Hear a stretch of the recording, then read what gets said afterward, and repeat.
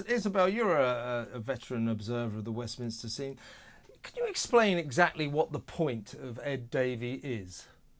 I'm really sorry, I can't. There used to be a point to Lib Dem leaders. There really did. I mean, there was a time not that long ago where a Lib Dem leader actually propelled themselves to become the Deputy Prime Minister of this country. One Nick Clegg, who has gone on to do very well for himself indeed. Yes. Over in There was Silicon no question Valley. of him ever, because he was such a man of integrity. He was never going to sell his soul, was he? Not for less than about $5 million a year. Yeah, I think that's probably a conservative estimate of what he's making a fortune in Silicon Valley. It wasn't that long ago that the Liberal Democrats were a very powerful, influential political force at a Westminster level in Parliament. Now they are reduced to their ground forces, which is actually not as bad a position to be in as you might think. And they have performed well in by-elections. They're good at by-elections. And they've done all of this despite the fact that their leader has been conspicuously absent for a good part of a year now, I would say. Where is Ed Davey? Why has he disappeared?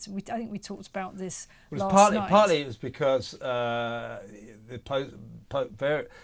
postmaster in his constituency, tearfully went to him as his MP several times, and he did nothing. And he completely ignored him and said, "Oh, he's a troublemaker." Yeah. And so Ed is trying to. Ed says, "I was lied to."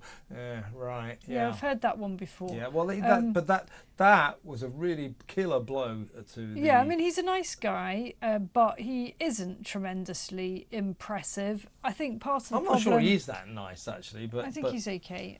I think part of the problems the Lib Dems had is they don't have that many to choose from. I mean, remember, they don't have that many MPs. I think they've got about 7 or 8 or something. Maybe it's 12. I think that the death blow to the Lib Dems as a political... the tuition fees. Well, yes, of course. I mean, they had some bad policies that turned people against them. But due to those bad policies, I guess, they ceased to be the third party and therefore didn't get to take part in Prime Minister's questions. That's when they were seen as, a relegated to the sort of sidelines party. Well, yes, but I suspect they will actually win a load of seats at the next election, which is ironic. Do you think so? They are trailing fourth in the polls, well behind Reform UK, but Reform UK's got a much higher mountain to climb to get any seats than the Lib Dems. The Lib Dems may well come out with a pretty decent clutch of seats. Really? Yeah, there are seats where they're three-way marginals. There are seats where, they've got extremely strong ground forces. Yeah. And given that it's they're good locally, aren't they? It's a short campaign now, and people will just drop what they're doing and get out there and knock on doors, and that's what's needed. Yeah, Ed will spend the next 6 weeks, in canoes, pulling all these stupid stunts that they like. But that's interesting. Now, talking to the SNP, where Labour are going to profit is due to the SNP's uselessness north of the border. So Scotland will be key. And as we talk, one of the problems they've had is these ongoing legal problems to do with this missing £600,000. I'm always losing 600 grand, aren't you? Yeah. Where is that? Did I leave it down the back of the sofa? Yeah. Oh my God, how did I get that mobile home in the drive there? I don't know. Peter Murrell, who's married to Nicola Sturgeon, we know he's already been charged. Anyway, in this sort of labyrinthine Scottish system, apparently he's now moved on to the next stage. Anyway, he's definitely going to end up in the dock. So that there was another bad blow for him today. The point is that they're very tarnished. The point is, does Nicola get tugged in? Very, very, very tarnished, doesn't it?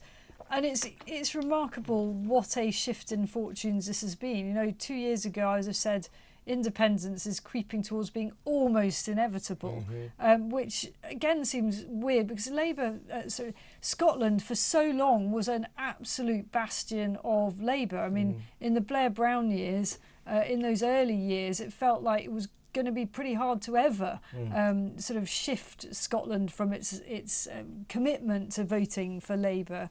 And now here we are. It's a big turnaround for the SNP.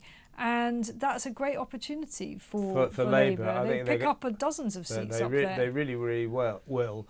And I think Nicola Sturgeon, in her quieter moments, I mean, there's still a strong possibility that she's got further problems because she's been interviewed by police.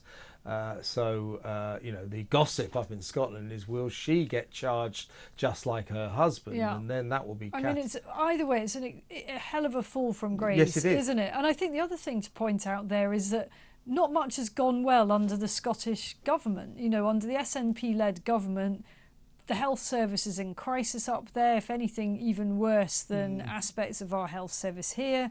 People are generally pretty unhappy about the state of things. We think nothing works south of the border. I think probably find that very little works north of the border either. Yeah, I mean, I think that Nicola Sturgeon's great mistake, and indeed the SNP generally, was this. They sort of conflated the desire for independence, which of course a lot of Scots have got, and respect to them for that. I mean, my feeling about Scottish independence is if they ever do get a referendum and there's a democratic majority, then, I don't see what you can do other than support that. That's called democracy. However, I mean, I wouldn't like it, but I'd go along with it. The problem for Nicola Sturgeon and her gang was they conflated the desire for independence with, putting male rapists into female prisons. So these crazy, woke, left-wing, mad policies. Now that alienated decent Scots people, normal, decent Scots people who said, well, I want independence, but I don't want male rapists in female prisons. But, there was a big mistake There's another fundamental problem here, which is that the SNP has been determined to rejoin the EU.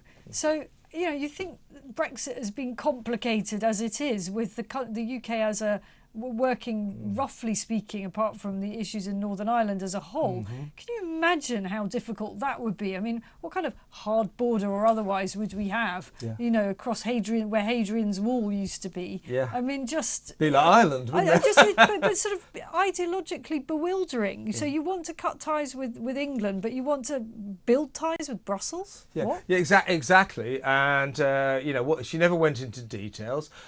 This is what would have happened. First of all, the EU weren't keen on having Scotland in at all. Failed state. Yeah, failed state. Secondly, so in that respect, they couldn't have the euro as a currency. They would have had to have English pounds, and it would be like Panama having American dollars with inflation running at about 100%. Plus, you talk to Scots, so you realise you couldn't have the BBC. Oh, we'd like that. Well, you can't have it. You realise you couldn't have the NHS. Oh, we want the NHS. They wanted sort of all of the good things, but to be independent. It wasn't thought through. Ideologically illiterate. It was incoherent, absolutely.